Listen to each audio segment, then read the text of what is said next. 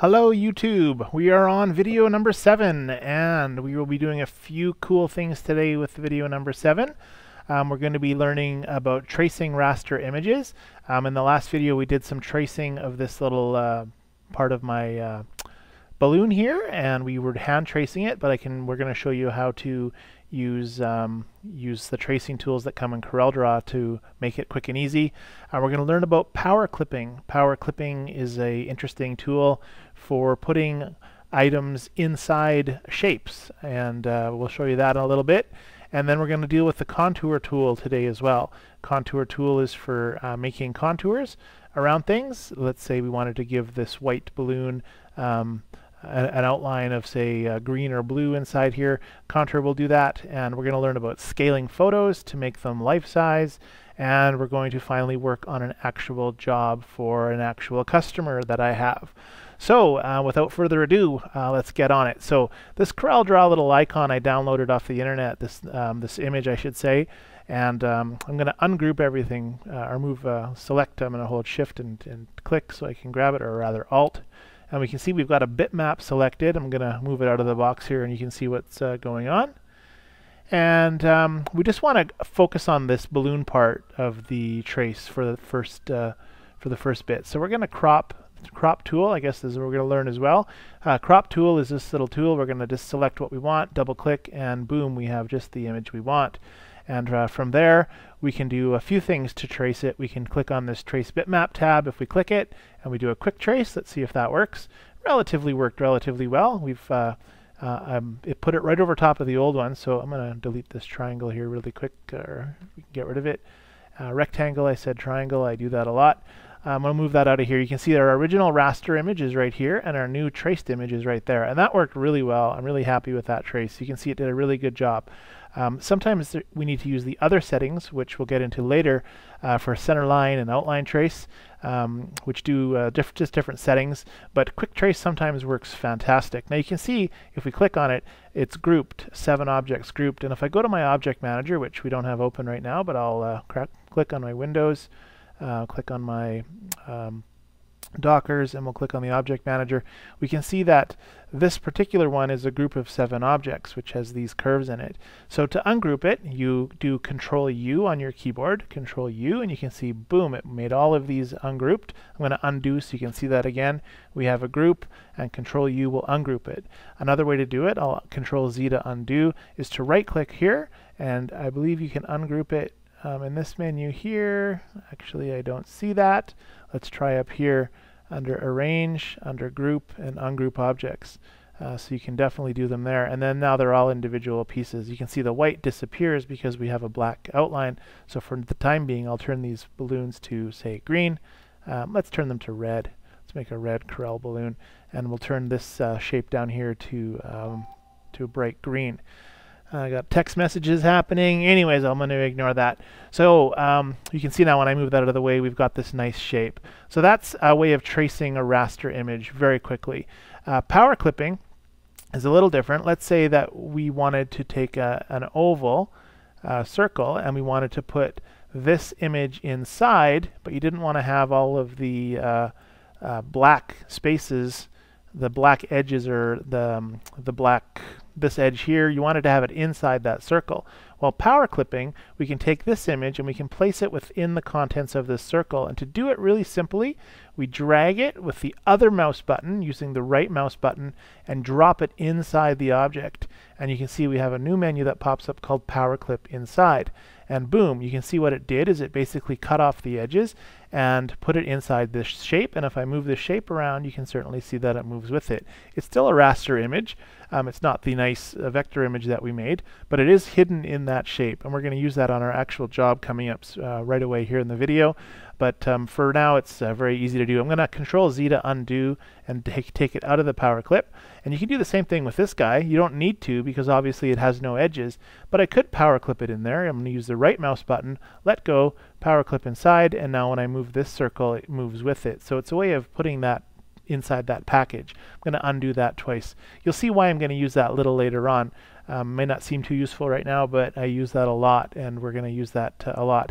The contour tool makes individual contours. I'm not sure if I talked about this in another video, but it's way down here, and it's in this menu here. And the contour tool, you select it, you've got a lot of different options. You can contour to the center, you can contour inside, you can contour outside. And to give you an idea, I'm just going to click contour inside, and you can see it makes a contour line inside. I can then move these around and control the thickness of the contour. And if I want it on the outside, I can click that, control the thickness of it. I can change the colors of the outlines and the fills, but it's basically used to make a contour, and I use this a lot as well, and we'll show you on our real job how we're going to use that. But it's very handy to, if I click on my pick tool, you can see that when I click on the object, they both want to move at once, and you can see it's called a contour group on layer 1. And if I right click on it, I can break those apart, and now I have 2 individual circles, which I use quite frequently too. So a contour is a good way to get the contour around. Let's show you what happens if I take all of my red objects, my 5 objects, I'll weld them together to make one red. And if I run my contour on this, I'll go outside contour, click this one. You can see that it does all this major contour, and you see how there's these sharp edges. To get rid of that, if you go up to contour corners and choose round corners, it makes nice round corners. And then if I make it smaller, you can see that I'm getting a nice contour just around the shapes. You can see there's these white bits still too, but if I wanted, if I wanted that effect, that's what I would do. But the contour basically makes a contour around your object. When I click off of it, you can see they're still all connected. It's a contour group. And if I want to remove the shapes, I right click, I choose I don't right click, I go up to arrange and I choose break contour. Control K is the keyboard shortcut, and now I can move that away from that image, and you can see I've got 2 separate shapes. So we'll get into that in a little bit as well. Scaling photos, we're going to look at scaling them to be life size in CorelDRAW, and we're going to use the actual job example that we're working on. So I'm going to go ahead and get rid of these guys, and we're going to scroll out to today's working job. So you can see here we've got a back of a car window, and we have a logo with some text. Right now it's a group of 7 objects, so I'm going to Control U to ungroup that, so I can individually select the objects. We have some text. It's Arial bold. You can see that it's an 18-point and bolded font. You can see some icons here. We've got the Facebook and Instagram. Facebook over on the right, Instagram on the left. That's going to go on the window. You can see that the Instagram logo has got these round corners, almost like a white contour, and you can see that the actual image has these square corners. So that's how we're going to use the Powerclip tool today to make these images. And then you can see the logo. Now the customer has requested a new logo, a slightly different logo, and they've also got a different vehicle. So the first thing I'm going to do is bring in the graphics. And there's my alarm system arming in my shop. So I'm just going to quickly disarm that. This is the fun of doing live unscripted videos. We have little interruptions like beeping of text messaging, and we have my alarm activating at my shop. So I'm just going to disarm that alarm from my phone, send that. That should disarm that. And I'll listen for my, there we go, system disarming. Great. Okay, sorry about that, guys. I'm going to bring in some graphics. So I have a folder in my hard drive that I have my jobs, and you can see there's a new vehicle and there's a new logo. So I'm going to bring these into CorelDRAW by opening up my Windows Explorer and just clicking and dragging and dropping them into my CorelDRAW. You can see that it's stuck at major over there. It's a big picture. It just covered up my stuff. I'm going to click on it again, grab my new logo, bring it in, bring that in. Now you can see that the new logo is a picture. It's a raster. It has all these sharp edges, and it's basically just a photo of the actual logo. And if I put it on my vehicle, you can see that I can't really see through the areas I can see through, and it's not a vector. I'll have to trace this. So I can go through and hand trace it with all those line tools I showed you, or we can use the trace bitmap excuse me, trace bitmap tool to do that, which we're going to, and we'll use some settings in there as well. And you can see we also have the new vehicle that we're going to overlay the graphics on. So if I took his old stuff and I just went up there and dropped it on there, and then you see it disappeared, it's in behind. I need to bring it in front of the image, and that's under Arrange, Order, to front of page. So now I can see it. You can see that looks cool. Like I could just resize it. Right now we've got the whole overall area with just the picture how it imported of 13 inches. And obviously the vehicle is bigger than 13 inches. So the first thing we're going to do is scale the image up. So I'm going to go ahead and undo a few times here and put that back on the old vehicle there. All right, so to scale an actual image to life size, take a nice straight-on picture of the image just like this, and then do a measurement in known spots. So I measured from this corner down here to this corner down there, and on my tape measure I got exactly 52 inches. So here's how you scale this image to life size, because right now it's only 28 inches as you can see up here. Easy, easy. Take your rectangle tool, take a line tool, whichever tool you want, and in one motion from the spot you measured from, you have to do this in one motion, click and hold, drag to the other side where you measured, which is about right there, and let go. Now this little triangle is my measurement that needs to be 52 inches, and you can see it's 16.194. So all I'm going to do is I'm going to change the number to what I need. I'm going to keep my ratio constrained here. I'm going to type 52 inches, hit enter. Now you can see my triangle enlarged by 321%. So all I have to do to make my picture life size, and my picture has to be 100, it has to start with 100, is make that 321.1. So I click on my picture, I type 321.1, I hit enter, my picture gets even bigger, and now my 52-inch rectangle is exactly 52 inches on my width. I know that the height of my window that I had was roughly around 13 inches, so just to verify I can lift this up and see, look, we got 13.4, so it's very, very close to life size. So we're going to use this to cut vinyl graphics later, so I needed to make sure that I'm life size, and now that I have a window that's life size, I can start overlaying my graphics. So I'm going to bring in my new logo, and you can see it's not vectored yet, it hasn't been traced. We're just going to pop it in there for now, and I'm going to grab in my text, because the text is exactly the same. I'm going to make a duplicate copy. To make a duplicate, I drag it and move it, and then right before I let go, I click with my right mouse button, which we've showed you in another video, and I'll bring these guys up here as well, these Instagram logos as well. And you can see that some of my text has disappeared. It's actually in behind, so I'm going to bring that to the front.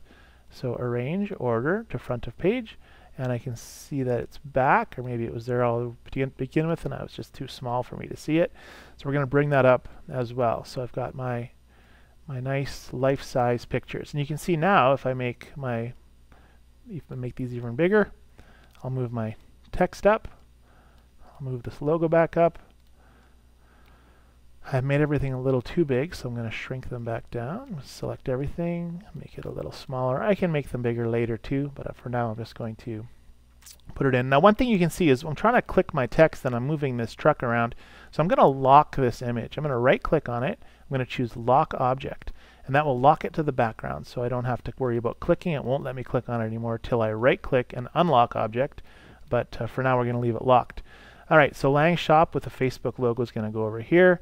Lang Shop with the Instagram logo is going to go over here, and we're going to put the paint and restoration down there. And these are my other images, which you can see how I've lost the edges on them, and I'll show you how to do that in a second. Alright, so let's take care of this logo first. Now we could do it really long and hand trace it, but we're going to use the trace that comes with CorelDRAW. A really fast way of trying to do it first is with this quick trace. Drop it down, hit quick trace, and watch what happens on the screen in about 10 seconds. Boom. You can see that as I move it out of the way, it'll leave my other decal, or my other original one there. I do have nice smooth lines as opposed to the vector lines, but and I rotated it, so let's unrotate it. There we go. Control Z just undid. You can see I'm missing stuff. I've got no white little bit in here. I've got no black little bit in there. So the quick trace did not do a good job. It did a good job as far as making things smooth, but it didn't do an accurate job.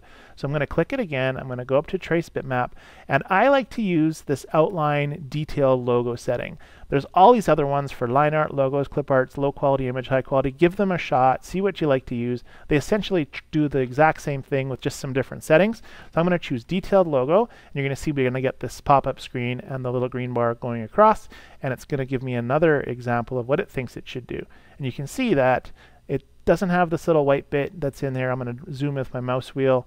You can kind of scroll around. You can see it kind of made a mess of that, which we'll fix later. But there's this white piece that's missing there. So we got to increase the detail. There's a white piece missing down here. So I'm just going to drag the detail all the way almost to the top.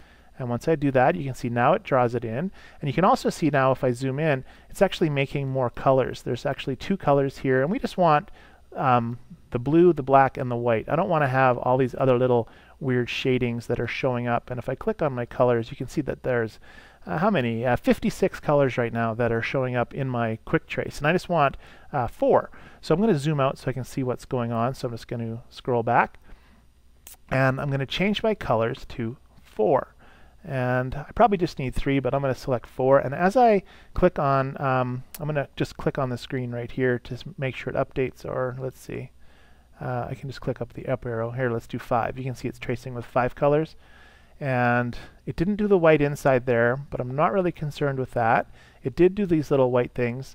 It did the blue really, really well. And I think that's right now what I want to focus on is just that blue anyways.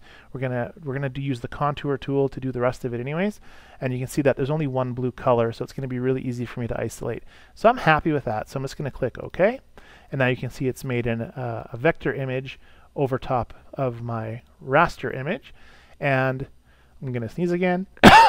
I'm so sorry about that. Like I said, I have a tickle in my throat.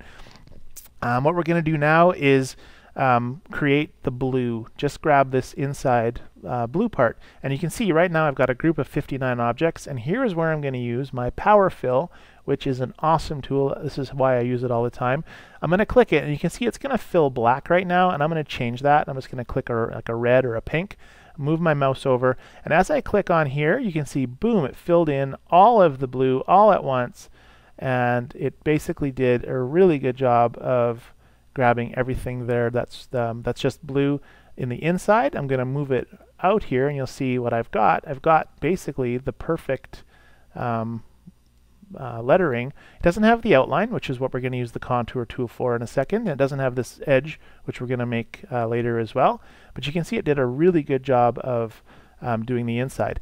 You can see here we've got the outline in blue, and if I power fill that, I can actually grab the outline of my border, and that's quite a nice shape. It's not a perfect shape, but I think for this example it will probably work. I'm going to undo that and leave it on there for now, and we'll focus on this contour.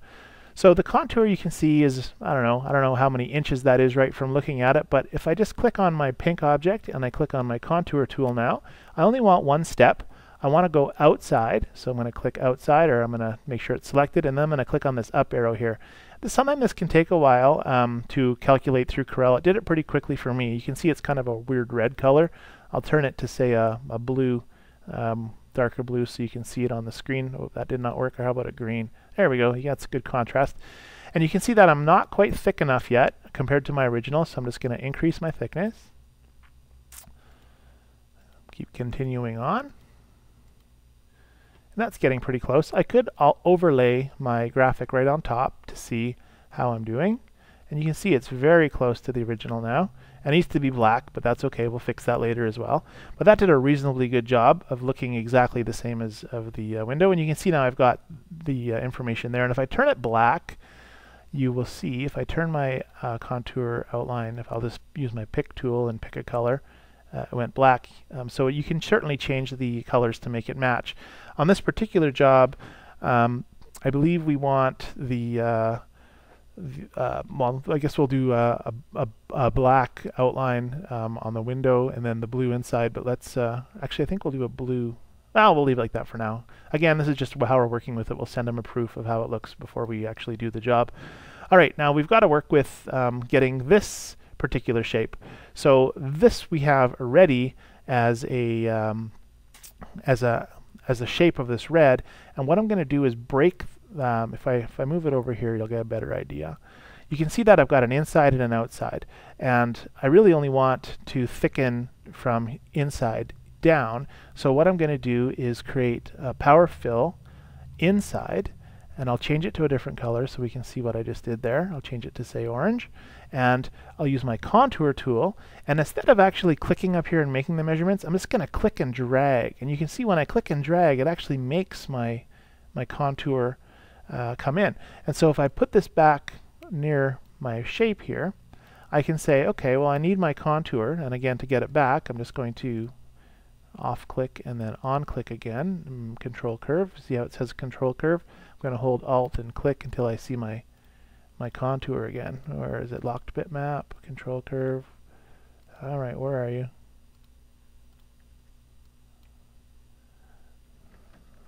Interesting. Okay. Oh no, I still have it. It's up here. I'm going to reduce it. I had it selected. So you can see that my inside measurement should be a little thicker. I'm just going to thicken it up to kind of match the original job. Fabulous. I will break it apart. So right click. I always right click. When I go up to arrange, break contour apart. Now we can do the exact same thing again. I'm going to power fill inside here, and I will give it a contour, and I will bring it in about the same thickness as my outside line, which is there. I will break that apart, and you can see very quickly I've made a very similar shape to the edge. Oops, bunch all these through. Very similar shape from what I have there. Alright, so the next thing I want to do is actually isolate just the three colors here, the black and the blues, in my new shape that I've made. So I'm going to go ahead and select it, and I'm going to group it together, Control G. And again, use my Power Bucket tool. I'm going to change it to a color that I can see. Let's do blue now, because actually that's what it's going to end up. And I'm going to zoom in, or I guess I'll just try to click those two blue colors. And I need black for here, so I'll change that to black. I'll grab the color from the bitmap, fill it there. I got black and blue. And now when I move this, it's all grouped, so you can see that I've just been left with my nice border. You can kind of see that it's a little jaggedy. Well, maybe not. It's not horrible, but I'll probably end up redrawing that later. But anyways, let's delete that. It gives you an idea of what you can do with the software anyways. Alright, so I want to get this exact blue, so I'm going to use my eyedropper tool, and I'm going to select my color, and right when I move over, I can click and just fill that with those two colors. You can see that worked perfect. I'll do the same thing for click off a different tool, click on the border, click on that one, good. And now I can go ahead and delete this image. I don't need that anymore. My Lang shop, I want the same blue for the inside, so I'm going to click on my eyedropper, find the blue that I want, click on the inside blue, and the black outline. So again, I'll click on my eyedropper, click on my black, zoom in, click on my, it's got the outline, that's why it hasn't been, that's not right. Let's see, what did I do? What did I do? Move this out of the way. Oh, it's still connected. Control curve, layer 1. What have I got? I've got contour group here still, so I'm going to right click on it, break contour apart. See there, let me do it. You can do it up there too. And then zoom in and fill with the black there. Awesome. So I'm just going to pop that over top of here for now. You can see it move my Facebook page, my Facebook icon. I'll move that back down. And I'll move that right over top of, let's lock that one as well. I'll move it up here and lock it. So right click, lock object, there we are. Grab this, pop it right over top of where the old one was. It should be very close to the original. Perfect. And then grab my Lang shop, pop that exactly over, and bring that there like that, very close to the original. Use my nudge tool, using my arrows to move it around. And let's just move that over here now and have a quick peek. You can see that the black edge on here covers up the border, and on here it goes on the other way. And that's just a simple bringing it to the front. So I'm going to go ahead and click on the blue and click Arrange, Order, Bring to Front of Page. And I'll do the same thing with the black. So I'll click on the black. You can see black is selected down here.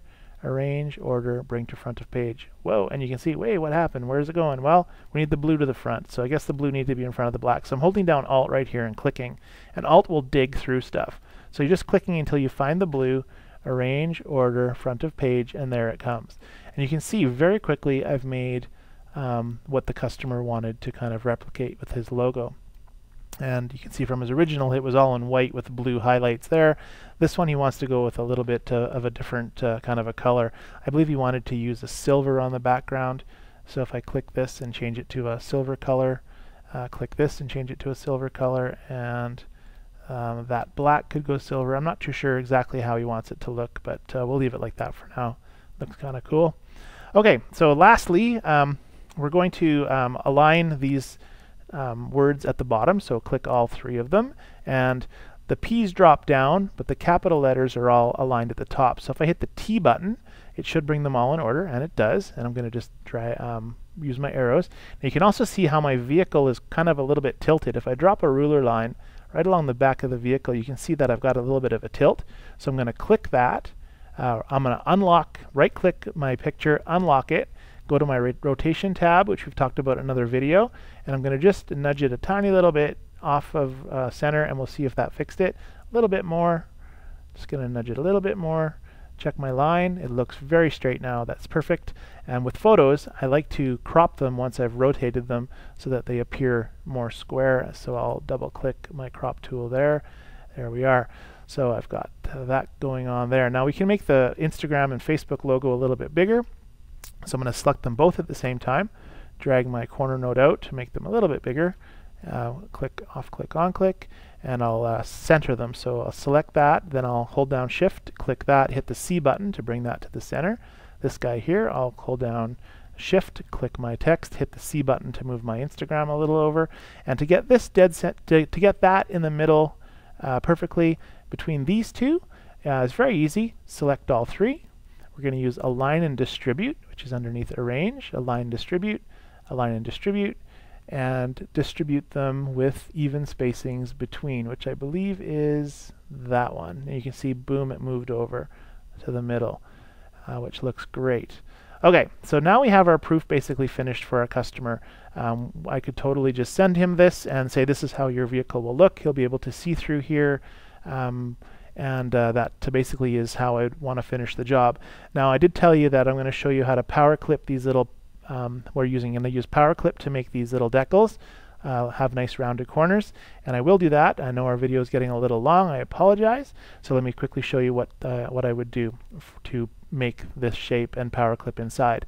So the first thing we need is a rectangle with nice rounded corners. So I'm just going to go ahead and make a rectangle over top of where I think I need this to be, which looks just like that. Perfect. I'm going to give it rounded corners by choosing this little, on a rectangle, you can just choose rounded corners way up here, and I'll go right about till where it cuts the Instagram. And there we go. Basically that's perfect. And I will click my pick tool. I'm going to use my contour tool. I'm going to drag outward, give it a little bit of an outline, outward outline to make a bit of a border. You can see now I've got a nice edge there. And now I'll break that apart. So Arrange, break contour group apart.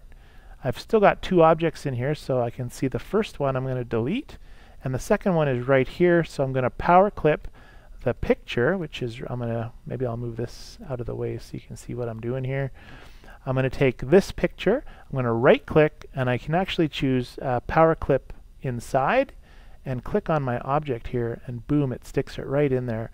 I have a black outline, so I'm going to give it no outline, and I'm going to fill it with white, even though you won't see it filled with white. You can see now I've got a nice clean looking Instagram logo with no square edges, and so that's why I wanted to do that. And this Facebook was the same thing. Facebook has the edges are on them already, so what I did was I just basically made another rectangle over top of the Facebook logo and gave it rounded corners to match the one on the side, and I'll give it a white edge, and I'm going to make it a thicker white edge. So double click, it goes say a 2-point font, make it thicker, and then I'll power clip the Facebook picture. I'll do it off the screen so you can kind of see what's going on. I'll power clip, I'll click on the Facebook image, right click, power clip inside, move the mouse right to the edge of it, and it says it was invalid, you want to try again. So I missed clicking it. So I'm going to click yes, and I'll try it one more time. And it still says that invalid, so I'm going to go no, and I'm going to fill it. Let's give it a fill of green. And now I'll click on my image, which is right there, and I'll power clip it inside. Then I'll click, boom, it goes in easy now. And right click to make sure my border is showing, and let's see how it looks. Yeah, perfect, nice little white edge border. And that's how I did the nice logos, power clip the nice edges on with the nice borders for these guys. So that's how I did it. And I'll delete this, and I'll delete that, and you can see it's locked. So right click, unlock object, hit delete. and we have a nice proof ready for the customer. Everything's centered, everything's level, and that's how I would do a workflow with this particular customer. Anyways, guys, I know it was a long video. I apologize. That was video number 7. A little bit of practical in there. Hopefully we'll do that a little bit more. Show you actual jobs that using Corel that you can earn a living at. Anyways, till video 8, which will be probably in a week or so. Have a great week, guys. Talk to you soon.